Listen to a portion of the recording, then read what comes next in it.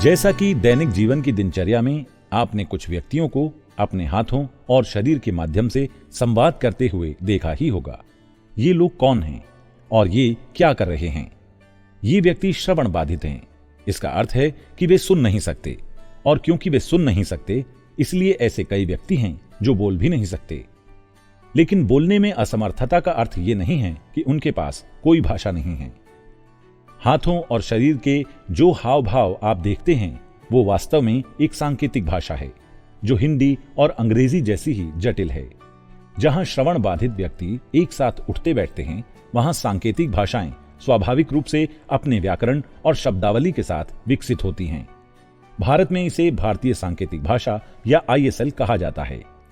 2011 की जनगणना के अनुसार देश में लगभग 50 लाख लोग श्रवण बाधित हैं एवं इनमें एक बड़ी आबादी सांकेतिक भाषा का उपयोग करती है। श्रवण बाधित समुदाय के लिए ISL उनकी मातृभाषा है जो उनकी दैनिक दिनचर्या में संचार के लिए प्रयोग की जाती है। जैसे कि श्रवण लोग अपनी मौखिक भाषाओं का प्रयोग करते हैं। ISL जीवन के विभिन्न क्षेत्रों जैसे विद्यालय, महाविद्यालय, अस्पताल, न्यायालय, पुलिस स्टेशन, टीवी समाचार आदि में सुगम्य प्रारूपों में जानकारी प्रदान करने का एक तरीका भी देती है। 1980 से 1987 के मध्य ISL का प्रयोग प्रथम शब्दकोश प्रकाशित हुआ और 2001 में ISL का पहला सर्टिफिकेट कोर्स प्रारंभ किया गया। श्रवण बाधित समुदाय के महत्वपूर्ण प्रयासों के साथ भारत सरकार ने 28 सितंबर 2015 को भारतीय सांकेतिक भाषा अनुसंधान एवं प्रशिक्षण केंद्र ISL-RTC की स्थापना की। ISL-RTC का उद्देश्य ISL के क्षेत्र में जनशक्ति को प्रशिक्षित करना, ISL पर शोध करना और ISL के बारे में जागरूकता फैलाना है। ISL-RTC की स्थापना के अल्पकाल में ही इसने कई ऐतिहासिक कीर्तिमान हासिल किए। 2018 में बच्चों के लिए कौशल को प्रदर्शित करने हेतु ISL प्रतियोगिता शुरू की गई।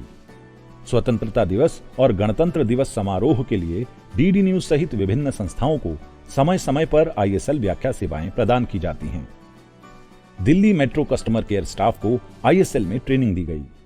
बधिरपन, सशक्तिकरण और जागरूकता नामक प्रायोगिक परियोजना बच्चों के माता पिता एवं उनके परिवार को भारतीय सांकेतिक भाषा में जागरूक करने हेतु तथा बधिरता के बारे में जागरूक करने के लिए ISL-RTC द्वारा राष्ट्रव्यापी कार्यक्रम शुरू किया गया, जिसमें पायलट प्रोजेक्ट के तहत 3 राज्यों के 80 परिवारों को प्रशिक्षित किया गया।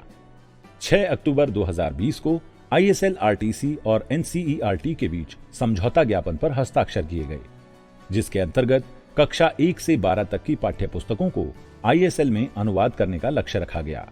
वर्तमान में कक्षा 1 से 5 तक की पाठ्य पुस्तकों का ISL में अनुवाद हो चुका है, जिसके डिजिटल कंटेंट को आज सांकेतिक भाषा दिवस 23 सितंबर 2021 को लॉन्च किया जा रहा है। ISL-RTC ने 100 से अधिक दुभाषियों को प्रशिक्षित किया है।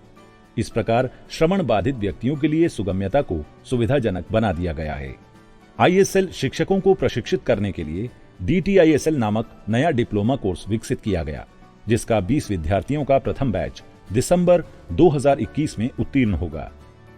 भारतीय सांकेतिक भाषा अनुसंधान एवं प्रशिक्षण केंद्र, दिव्यांगजन सशक्तिकरण विभाग, सामाजिक न्याय एवं अधिकारिता मंत्रालय को 2021 में 72वें गणतंत्र दिवस की परेड में भारतीय सांकेतिक भाषा एक राष्ट्र एक सांकेतिक भाषा पर एक सुंदर एवं भव्य झांकी का प्रदर्शन करने का अवसर प्राप्त हुआ, जो संस्थान के लिए सौभाग्य की बात है।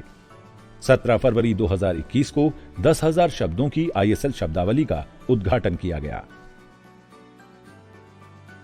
देश भर के सभी दिव्यांगों के लिए एक कॉमन साइन लैंग्वेज हो, इसके लिए सरकार ने Indian sign language research and training centre की स्थापना की। अभी आज मेरे भाषण के साथ साथ यहां पर मंच पे हमारे दिव्यांगजनों के लिए साइन के द्वारा भाषण बताया जा रहा है। दिव्यांगजनों के लिए दिव्यांग शब्द खोज करके ही अपना काम पूरा नहीं किया। आप यहां देख रहे हैं एक बहन जो सुन नहीं सकते, बोल नहीं सकते, उनको निशानी से मेरा भाषण सुना रही है। उनको समझा रही है कि मैं क्या बोल रहा हूं। निशानी की जाती है, साइनिंग की जाती है अलग अलग भाषा समझाने के लिए, और इसलिए पूरे देश में मेरा दिव्यांगजन कहीं जाता था और कुछ कहता था तो समझने के लिए इंटरप्रेटर नहीं मिलता, और देश के सभी बालकों को एक ही प्रकार की निशानी सिखाई जाए, एक ही प्रकार के टीचर तैयार किए जाए, ताकि हिंदुस्तान के किसी भी कोने में निशानी से अगर उसको सीखना है तो वो लैंग्वेज उसको अवेलेबल हो गई है।